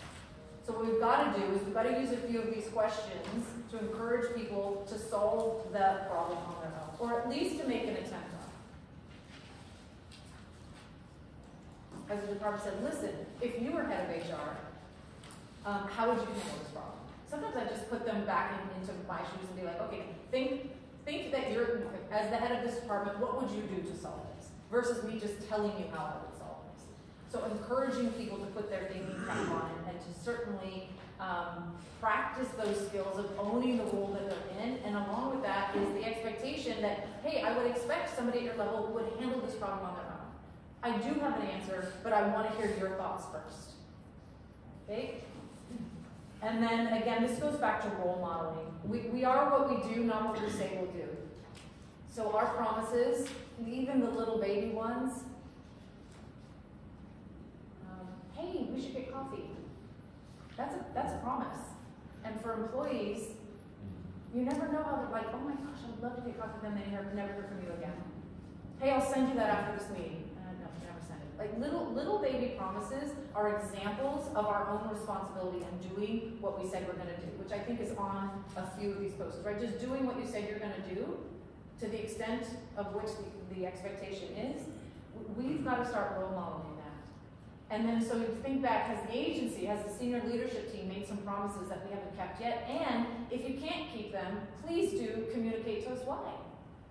Hey, I know we said we were going to roll out this software, that was our new project management software, we said that 18 months ago, but can we just walk you through what that delay is and why? Versus like, oh, they said they were going to do this thing, and then they never did it. Okay, so that comes along with us showing more ownership. And I think we talked about this just a little bit, is we've got to be able and willing and prepared to have some tough conversations.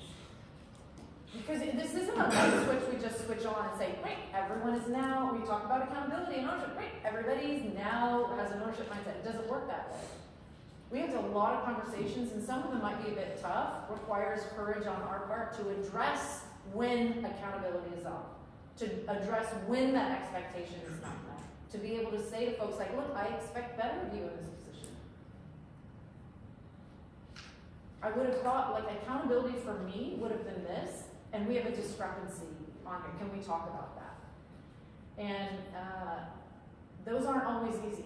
And so if they're not easy for us all the time, imagine what it's like if you're 2 levels down, 10 years newer in work experience. People are practicing how to have courageous conversations all the time. And probably you've done like tough conversations training, or maybe you've done crucial conversations. If you're going to give anyone tools on how to do this better, please let it be this one, that we know how to approach each other. I have some trainings that I've done on my website. If you just go to CeciliaGorman.com, there's a button that says free resources. This year, every other month, I try to teach a free training for managers. And there is one in there about being better at giving and receiving feedback. There's also one in there about setting expectations. And there's one in there about delegating. So I would encourage you, they're an hour long. You can watch them on like 1.5 speed. But those would be good trainings to direct your team to, hey, listen, everybody go and watch this video, then we're going to get on a Zoom and talk about, how we're feeling about the way we delegate to each other. Okay, so tap into those free resources. And then this last one, so see, ego is a sneaky snake. And a sneaky snake always just tries to like weave its way into your life. Ego does not want to be held accountable. Ego does not want to do work below its rank. Okay? Ego prefers that you don't collaborate or that you don't connect, unselfishly or intentionally. Ego will limit your abilities by having you get defensive. Will having you play the victim. Ego will show up in gossip. Ego shows up in complaints. And everybody has ego. And if you really get to the root of ego, it's not a good or a bad thing. It's just how you step into it, whether it does harm or does good. But it's always trying to be fed. I always think of it like a little Pac-Man thing. Ego is always trying to be fed. And in the context of us taking more ownership, sometimes it's fed by the pushback and the lack of accountability and the lack of responsibility, or that's your job, that's not my job, or the resentment. Well, I always have to do this for that person. Right, so that's our ego coming into play. Ego also wants the spotlight. I'll just do this myself. Because HR will do it. HR will do it. Just that tone of voice, that's ego right there. We're just playing the big, HR has to come in and save the day. Right? The things that we say that are about maybe these lines, and it's probably coming up for valid reasons, but the valid reasons need to be talked about versus playing in the sandbox of this complaining and victim and defensiveness that might come up. And you might not be seeing it in yourself or your own teams, but maybe we've got it going on in the ranks. I also do, in that archive of training videos, have one on when ego and self-awareness collide. It's one of my favorite ones. So do watch that, because I think that's pretty informative. And again, we all have ego to some degree. It's just a matter of how it's showing up for us. Okay, that little bell was the wrap-up bell. And let me see what else I got on here. Okay, so this is the last question we're just going to throw out to the group. Now, in the context of your teams, one area you'd like to see more ownership over, and you can go back to that checklist, come up with that, and then what's one action item that you can do coming out of this training? One action item. So if you just think about everything that you were served up today, the idea of these three facets of ownership, what accountability is, of getting perspective and initiative, the worksheets that you have in front of you, maybe the collection of accountability and problem-solving skills. What's one thing that you can commit to when you go back to your agency as a result of this training? You can put it through the lens of the area I'd like to see more ownership, but what is your to-do coming out of this, or your task that you're going to own? I'd love for us to just share a few of those. What's one thing that you could do when you go back? It's really simple, but in every single all-employee meeting, I start out with, okay, we're just going to wait a few minutes to hop on, so I'm going to never say that again. Yeah, and here's what you can say instead. No. Came on time. Yeah. They're like, well, I gotta go. Right, well, here's what you say instead. We're going to honor everyone's time, and thank you for being here when the meeting started. And here's the thing, we're jumping from Zoom to Zoom, so it does take a few minutes. Inevitably, I'm in the wrong Zoom account, and I got to log in. It does take a minute or two. Well, then put the meeting notice at 9:05. Mm-hmm. Let's just account for that. Or stop your meetings at 8:55. So I'm trying to do that now when I send my meetings. They stop at the 25 and the 55. Yeah. So, but to say we're going to honor your time, and that's the sentence. We're going to honor everyone's time. Okay, so that's a good to do. Feel free to steal that. What else? I'm going to be more intentional about creating connections. Okay, very good. Awesome. Because you guys are remote, very good. Do you have an idea of what you could do? Or like a person you know that you feel a little disconnected from? I love the you do what Yeah. meetings. Well, you have to say right, you do what? So I just proposed to the rest of the executive team that we do that on a weekly or monthly basis at 4:30 via Zoom every Wednesday. Yeah, and it takes like 10 minutes. It doesn't have to be a huge time suck. Awesome. Exactly. Love that. All right, what else are we going to see? I'm going to help others see their strengths and qualities. Because we heard that yesterday too in Gallup. It's an important thing for engagement. And when I see them show an initiative, I'm going to point it out and thank them. Yeah, and use the word in a sentence. Uh-huh. Yeah, good job, Karen. Absolutely. Sometimes we have to have a trigger to remember these things. So the reason why you're writing something down on a worksheet, that's a retention strategy, because you retain a certain amount when you see, you retain a certain amount when you hear, you retain a certain amount when you discuss, and when you write. You also, the highest level of retention that you're going to have with this is when you go and teach it to someone else. So at the minimum, just hold a team meeting with the people on your team that aren't here in this group and just walk through those worksheets and have a discussion about it. Also, they say if you do that within 24 hours, you almost immediately cement the information again. If you don't do it by tomorrow, you'll have like 15% retention of everything that you talked about. You're like, Cecilia, who? What did I go yesterday? I was in Dallas. What? Kelly, did you really just send that out and make that decision while during this meeting? I will show you the. I'm like, look at My job is done. I love that. Get that initiative. Listening to all this stuff, I mean, you guys know because you've probably been to many of these forums. Listening to this stuff does you good, yes, but the only thing that really does you good is putting stuff into action and actually making that commitment to do so. All right, what other actions are we going to see? So I think we should take our what do, and for the onboarding and for the internship coming up, we should make that the 4:30 Zoom. Yeah, I think that's. Yeah, you can record them. Do already. You can record them and just have a library of them too. Yeah. It gets people together for a half hour. Bring a drink if you want. There's a structured conversation to start with. It won't last the whole time. It also checks the box on allowing maybe some of your younger talent to get opportunities to present. Yes. Totally. Yes. In a less formal setting. Yeah, true. Just flex those muscles. Yeah, I mean, if you go back to just the whole engagement strategy, Gallup's thing, like people want to be seen. right? Which goes to what you talked about. You want to be seen. They want to be heard, right? So we talk about the ways we make it safe for you to contribute ideas, and they want to be valued. And the thing is innately we know that. It's just when you couple that with how busy people are, those things maybe don't get the proper attention. But if you're struggling with retention right now and turnover, maybe we go back to what's the tool or the trigger that reminds us people need to be seen and heard and valued. Because without that trigger, without that thing to remind you, we'll get lost in our to-do list. So if you take what Karen said, I'm going to call out the strengths of people. Okay, well, what's going to remind you to do that? If you guys have read Atomic Habits, has anybody read that book? Atomic Habits is an excellent book about habits, but they talk about habit stacking. So it's like when I brush my teeth, right after I'm going to do 5 push-ups against the counter. So I'm going to stack a new habit on top of a habit I already do. So when you talk about remembering strengths of people, you're going to say, every time I get a voicemail on my phone, right after I listen to it, I'm going to text someone, I really love the initiative you showed in that client. I'm going to text a word of appreciation after I do the thing that I'm kind of already doing.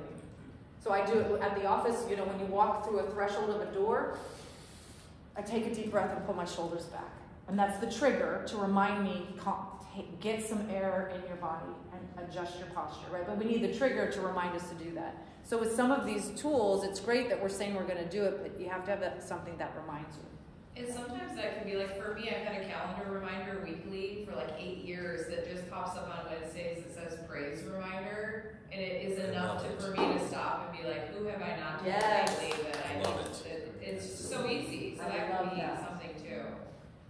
Yeah, make use of your calendar, honestly. I'll also make use of line standing time. That's my trigger. So if I'm standing in line at Trader Joe's and also I'm in line, I just grab my phone and I'm like, same thing. Who needs my love?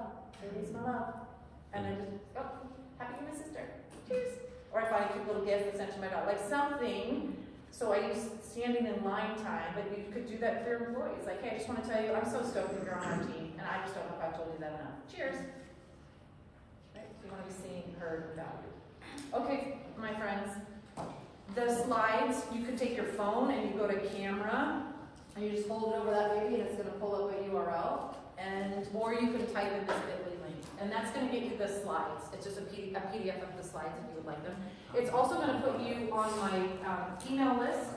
So I send advice out for managers, and it comes out twice a month. You can unsubscribe if that's not your jam, but I would encourage you to read a few of them first, because you may want managers on your team to get those words of advice. So feel free to. Is it working?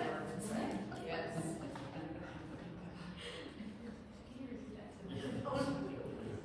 And then CeciliaGorman.com is where you're going to find those free trainings. There's probably 6 or 7 hours long, maybe even more than that, who knows.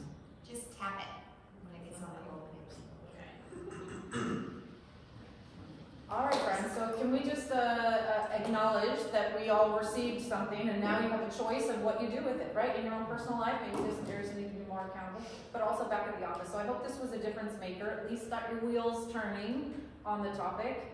And appreciate your time and your focus for 2 hours straight. So we're not going to downplay that. All right, so we'll clap it out. Thank you.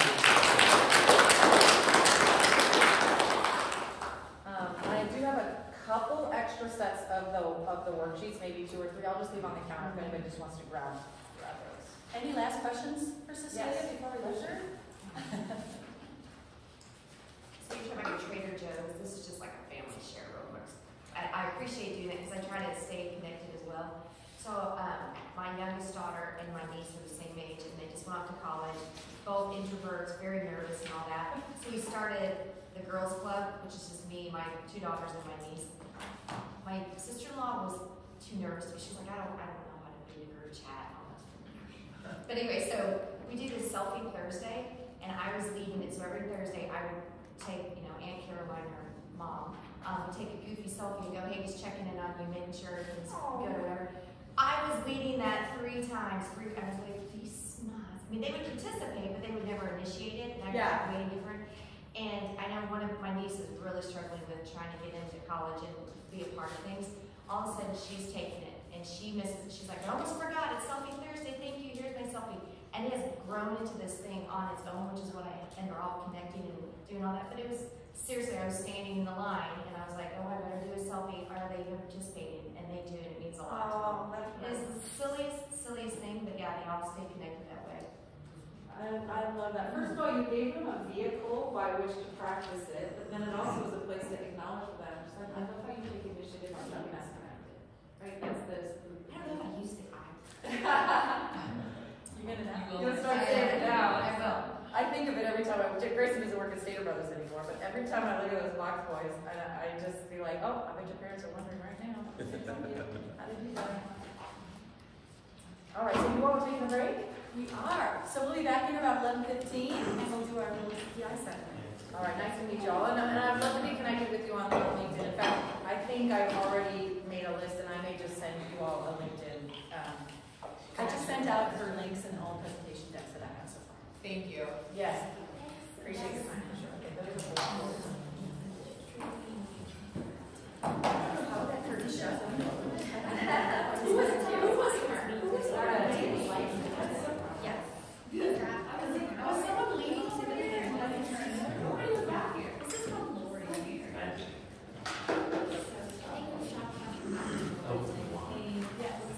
Oh, wait, that one's super.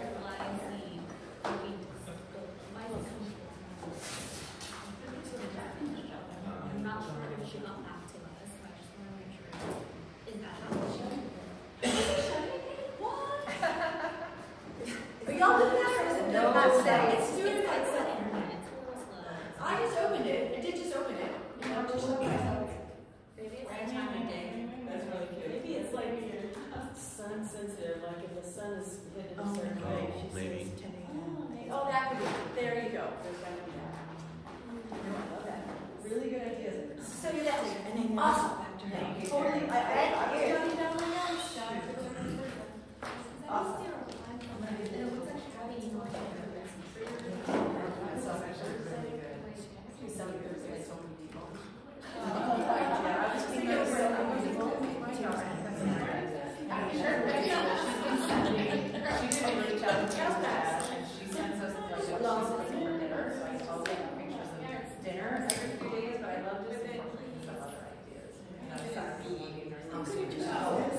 I know, I just was like, oh. You probably know this, Home now, she's not. but I don't see her. yeah, So it would be nice to Steve, have you that. Yes, She will probably he's gonna remind me, but I wrote it down. I used He to said, because I was talking about how our percentage of little right now things. is very Yeah, low. decrease So change. he just I said, know that I'm like thinking of him. make as sure I don't want to talk myself. sets this up, he picks adding I something don't to know.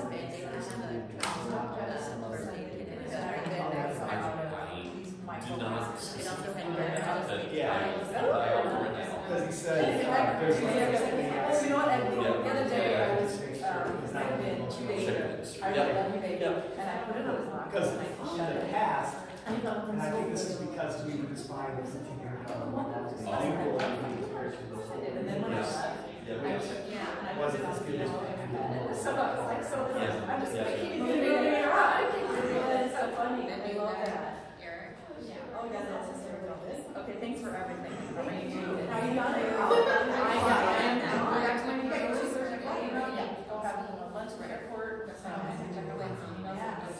Are you ready? Thank you. Let's stay in touch.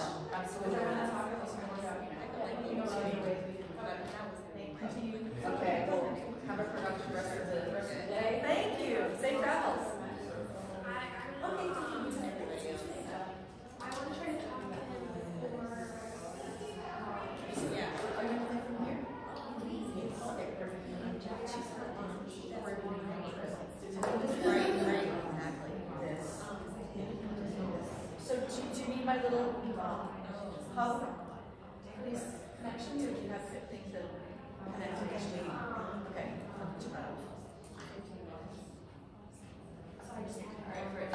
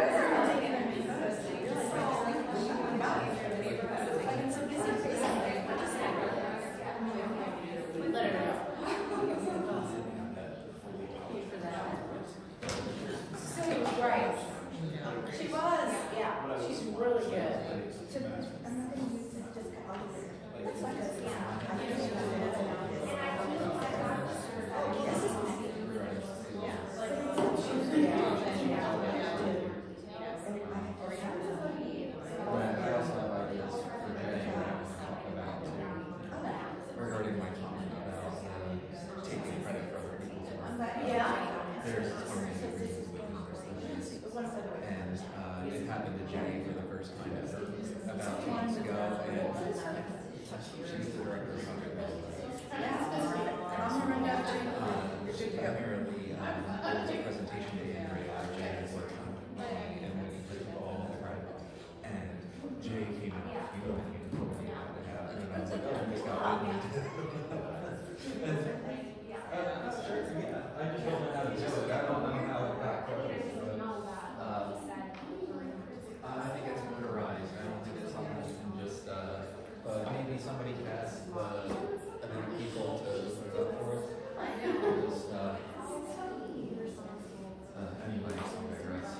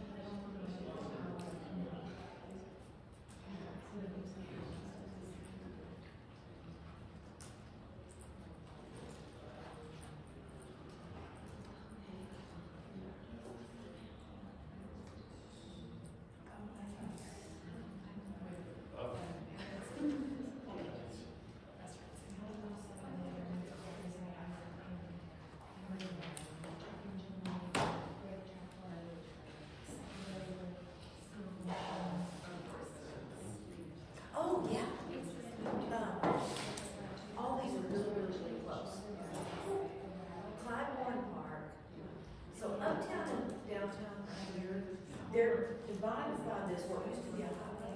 Then they sunk the highway and built two cars. And there's a new Nicosina in the so Nicosina is really good Tex-Mex. Restaurant Green is great Tex-Mex. The views of downtown at night are beautiful. So it's a long ride. It's so Mesoamaya is also it's on great. There's a time that house president that they read on it's 7 miles away. It's Italian. So are you not going to go far enough?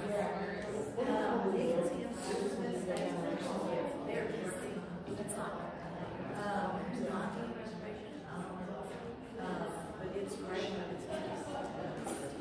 All these are really good services. Now, there's my cell, so either call me right now. What's your number? Do I have your number? I might.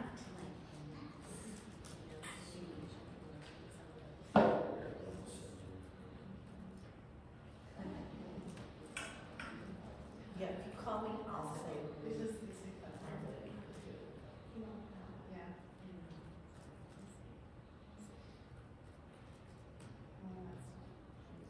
There's sushi too really nearby. I just don't like sushi, so I don't recommend it. But that doesn't mean that others know. It's called Uchi and it's the best in town.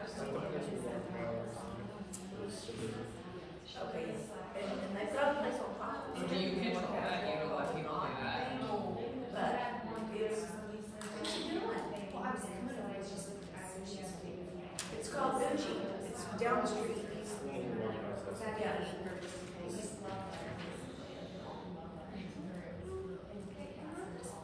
Yeah. Yeah. You want the exact same one? But you already have your link. Well, okay. Nicosina is for Tex-Mex. They just,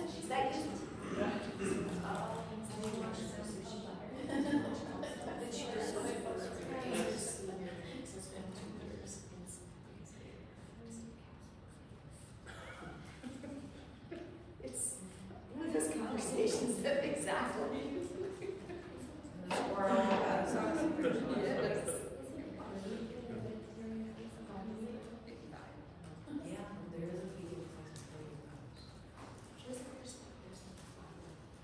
Flower child is good next to flower child is good. It's real good. It's real good. Yeah, okay. It's next to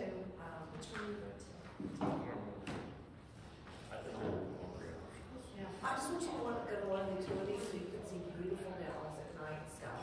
It's beautiful.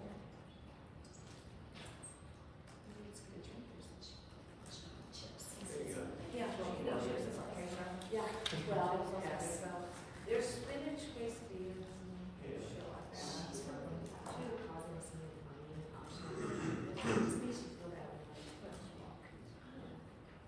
Now, Kelly, we gotta pick you up for the concert. Do you want me to meet you somewhere? I'll pick you up right here. Okay. So I'm gonna quickly leave here at 3. Anybody who wants to go to the office will leave to the office. Then I'll drop y'all back off here or wherever anywhere you want to go. And I'll go home, get you done. So we have your ticket. You got your vaccine picture? I have a picture. Yeah. Great, that'll be fine. Awesome. Yeah, and, he knows the details when we need to be good, we'll pick you up here. Cool. Eat a snack. Oh, yeah. Here. Okay. Before we get to lunch. Cool. Because What time? 4 hours, you're not doing I'll find out. Well,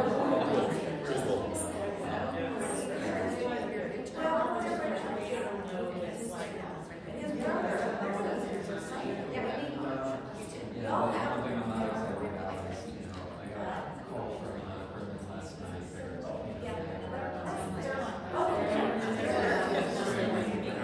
Oh, it's great.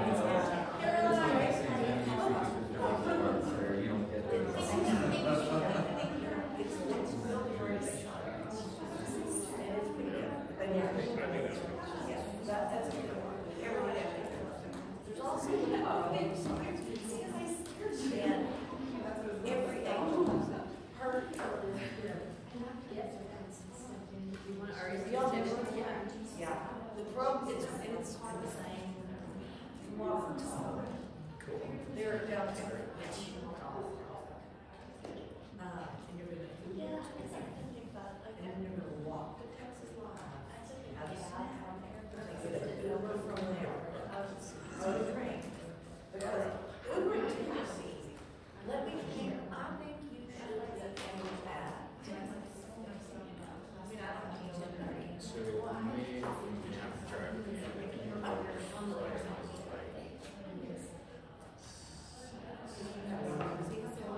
He's gonna bring it from. Okay, it's probably, the mentor is right. You know, it's kind of